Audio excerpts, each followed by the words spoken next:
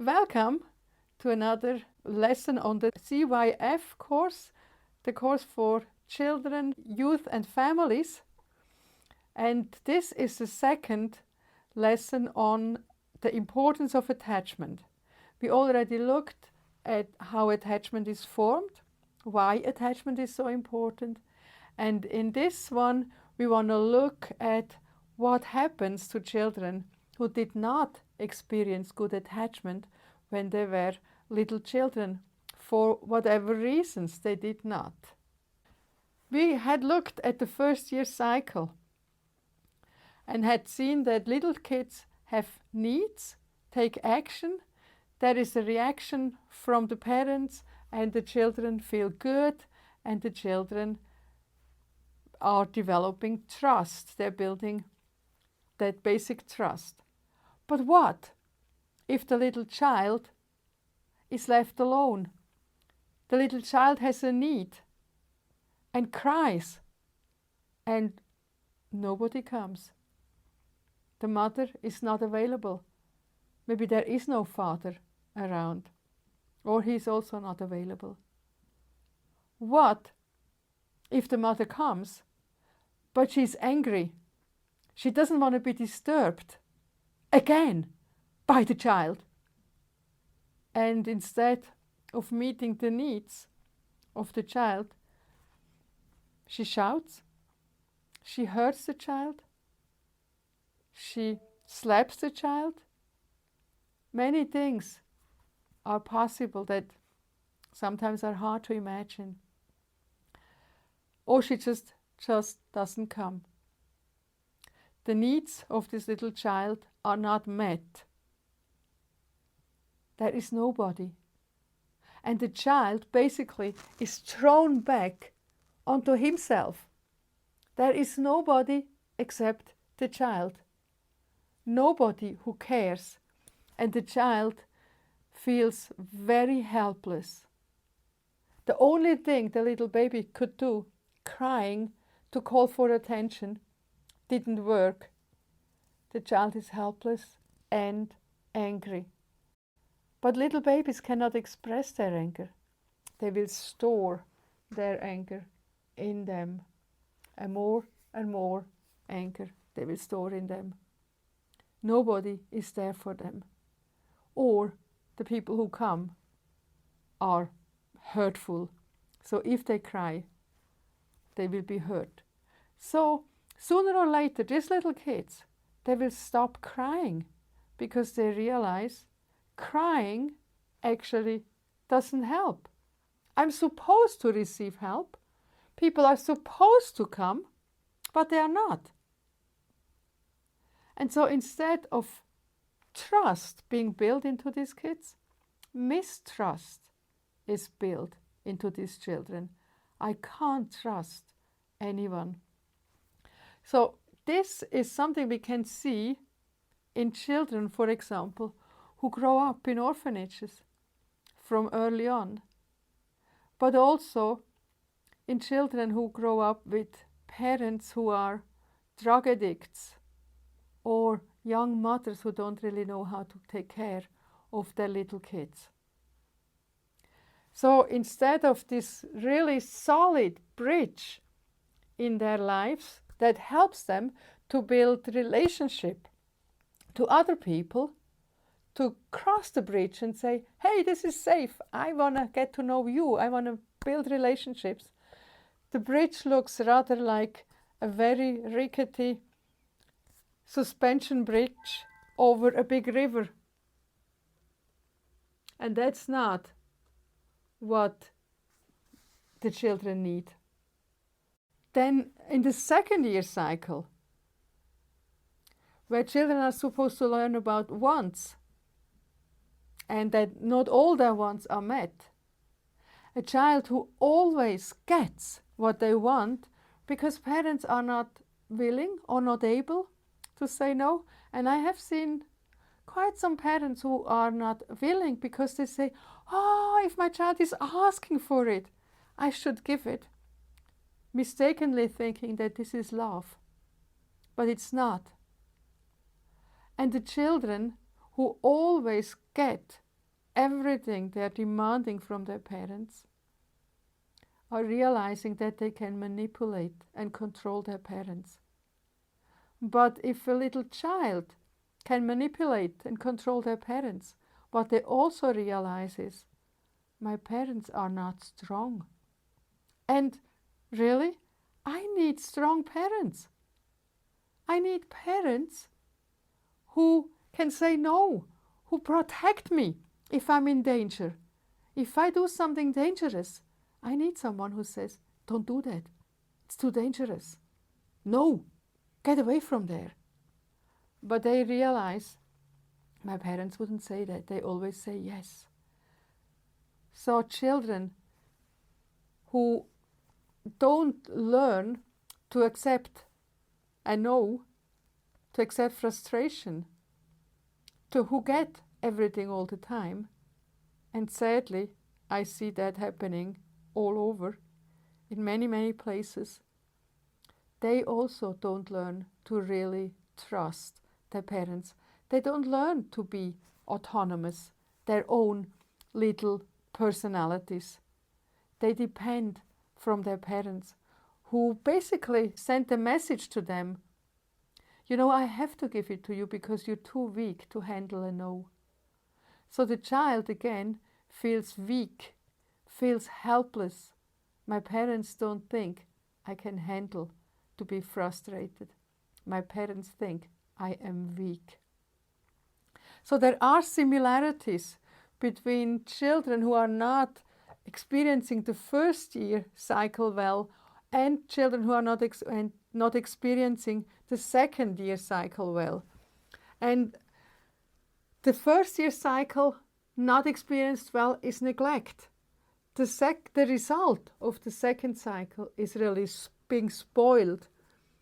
But both kind of children, they have no endurance. They're not learning to be able to overcome obstacles. They're not learning endurance. So they give up very fast. They also have a tendency to blame others for things that happen to them. They are afraid, and they're very much afraid of everything new that comes along. So they're very much afraid of new things. And I mean, a child growing up experiences a lot of new things. Changing classes, having to meet new friends, then after finishing school, looking for a job, doing some training, a lot of new things. And they are afraid of everything new that comes along, small or big. But also because they have learned, I get what I want, they're very consumerist. Give me, give me, give me. You owe me. I'm entitled to it.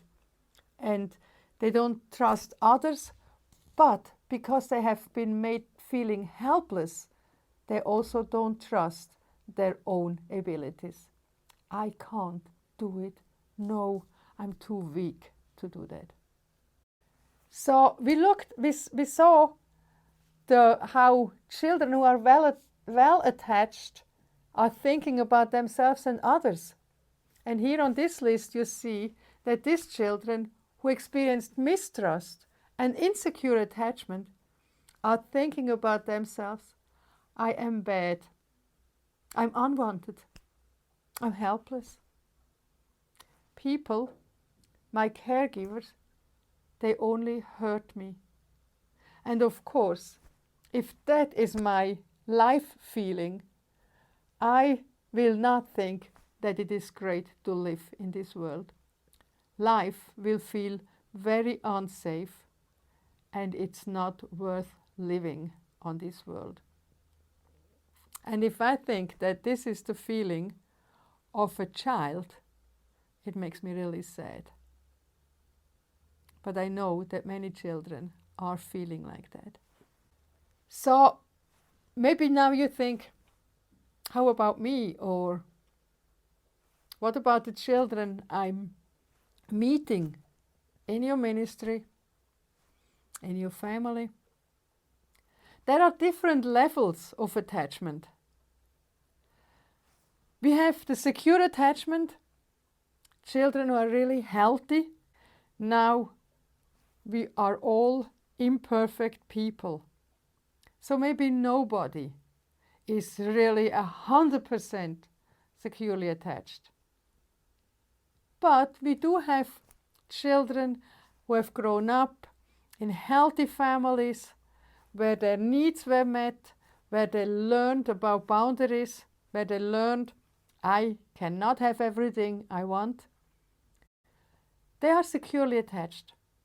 But then we have the children who have anxious attachment. Children who are not sure if the people they are attached to are really available. Maybe children who have experienced some break in the attachment, who lost someone they were really attached to. And then we have disorganized attachment. Children who have really, where attachment didn't happen, where the person who they were supposed to attach to has left them, has hurt them. And so they are not trusting. They will be very controlling and also trying to hurt others. And then you have children who are not attached at all. Children who never experienced what attachment is. Maybe because they grew up in an orphanage. Maybe because instead of love and care, they have only experienced hurtful, painful experiences. And these are actually children who are capable of killing because they have no conscience. They were not able to develop a conscience because they were not able to develop that attachment and the trust in others. This kind of attachment or non-attachment is actually visible if you look at the brain. On this picture of the brain, you can see two brain pictures. One, the one to the left, is actually a healthy brain. You can see it's red. There is activity all over. So this brain is active and working. And you can see the brain to the right has much less activity.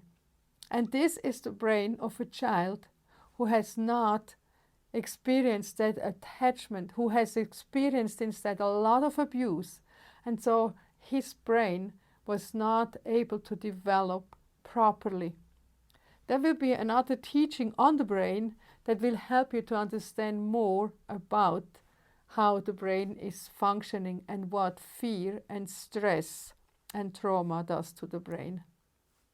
But just to show you how abuse and missing attachment really influences our whole being, including our brain. And you can imagine that the brain like that cannot function properly. Now, just a quick look at some symptoms that you might see when you meet children who are not properly attached. We already said they think very little about themselves, so they have very low self-esteem. They can be very clingy, very needy. I can't do it, you need to do it for me. Destructive to themselves, to property, to others, and very cruel to animals. They steal a lot and they lie a lot. They don't trust and they need to have the things. So how to get it? By lying, by stealing. They lack eye contact. Remember, eye contact shows closeness. But they don't want to be close. Closeness is something that could be harmful, painful, so they don't like to make eye contact. Often they don't like touch. They don't like to be touched because they might have experienced that touch is painful. The only touch they have experienced might be through beatings. But they can be very charming with strangers. And that's something, again, we might experience when we visit orphanages, which we're not supposed to do. But the children will come running up and will be very charming with us because we are far, we're not close to them. So it's okay, it's no harm to be charming with strangers, and maybe I can get something from them. But remember, the little kids storing their anger in them now when they're older, there might be very intense displays of anger. The anger that is in them flares up with the smallest in things. Maybe you as a parent or as a caregiver, you say some small thing. You don't even know what exactly you said right now. And the child explodes in anger because you have tried maybe to control, or the child felt you were trying to control, and the child cannot give up his control. So they're very controlling. They need to be in control because if I'm not in control, who will be?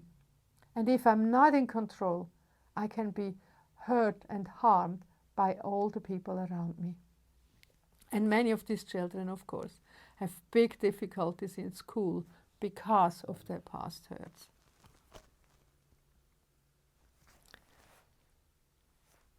So again, there are questions that you can consider, questions where you can ask yourself, have I met children like that? What kind of symptoms, or maybe even other symptoms, have I seen in these children? How did it influence their behavior? So there are questions for you to ponder, and again, ask yourself about your attachment. And again, if you feel there are problems with the way I'm attached, why don't you bring it to the Lord? He is your loving Father.